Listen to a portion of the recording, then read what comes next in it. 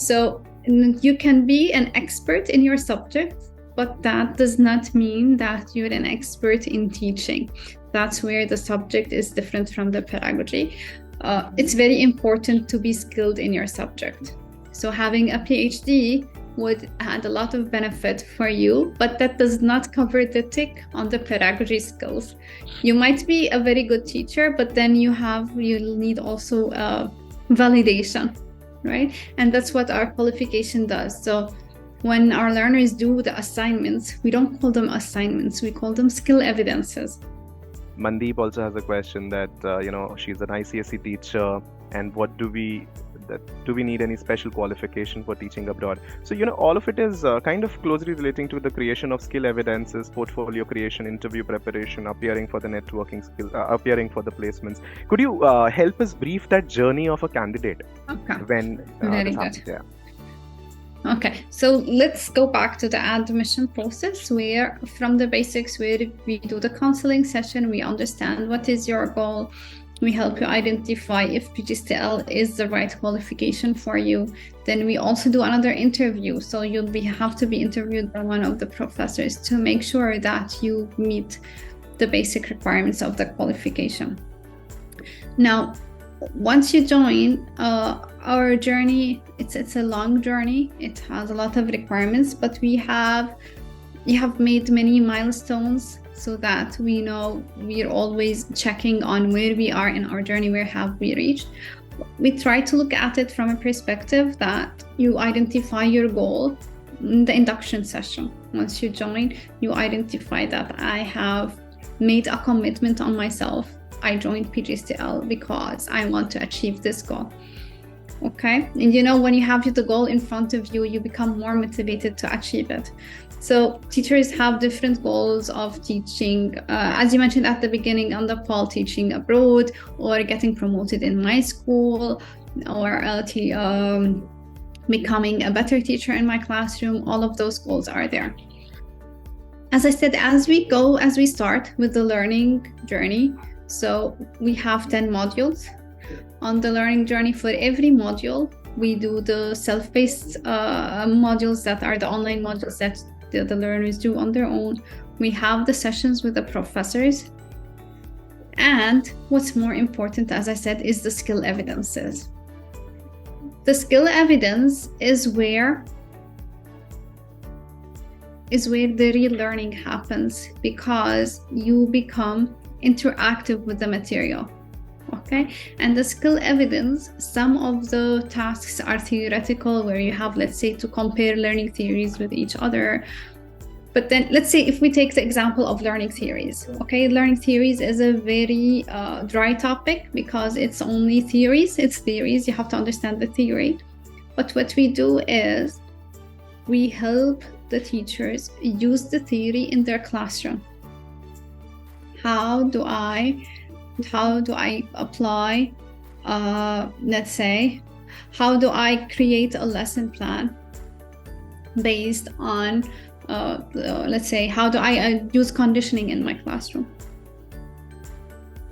How do I devise a lesson plan based on behaviorism? What does behaviorism mean in my classroom? Right? So all of these things, you put them in practice. In the skill evidences, as I said, you will be doing so many activities where you do lesson plans based on what you've learned, and you're delivering those lesson plans, and the assessors are checking, and that becomes your skill portfolio. Towards the middle of the journey, where you have started earning those skills, and you have evidence of those skills, right? We start what we call the boosting employability module. What the boosting employability does, we know that teachers do magic in their classrooms every single day, but teachers might not be the best people who present themselves to the world. Right? We do the work because we love our teacher, we love our students, we love what we do. We see our students succeed and we are happy, and that's the satisfaction that we get. That's what teachers do, right? They're not very good at showing off. I have done this, I have done that, this is what I can do. Because we are only focused on our students and we become too attached to them. That's where our motivation comes from.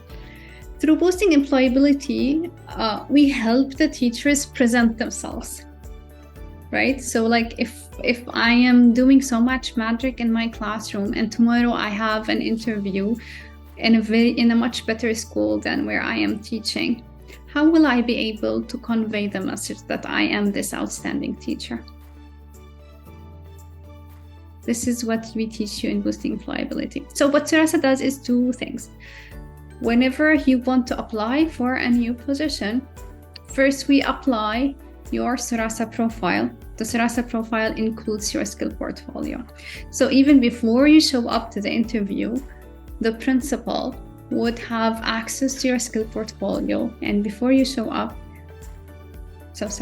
they can already see what kind of lesson plan you can create, what kind of environment you foster in your classroom. They already see that. So when you go to the interview, you're already confident that I can do that and I have evidence for that. It's not just another fancy CV that means nothing, you know?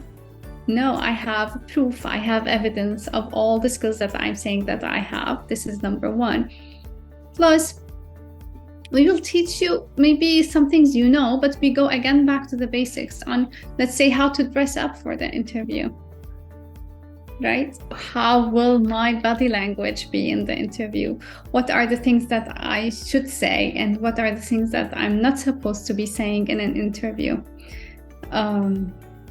What kind of questions would I be asked, and how will I answer those questions? So the boosting employability goes for around 2 months, where we have a self-paced module, we have 2 interactions with the professors that would prepare you on those skills, but also, and what's most helpful is that you get 2 mock interviews.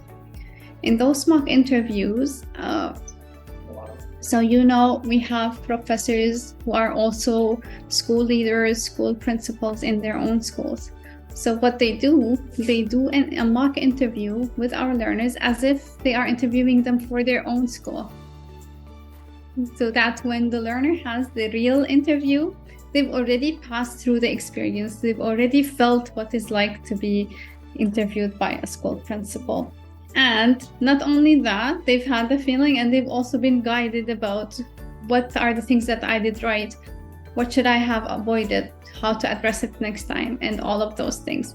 So the pedagogy skills are very, very well taken care of through the qualification journey, but also if we want to say the soft skills for a teacher are taken care of through the boosting employability module.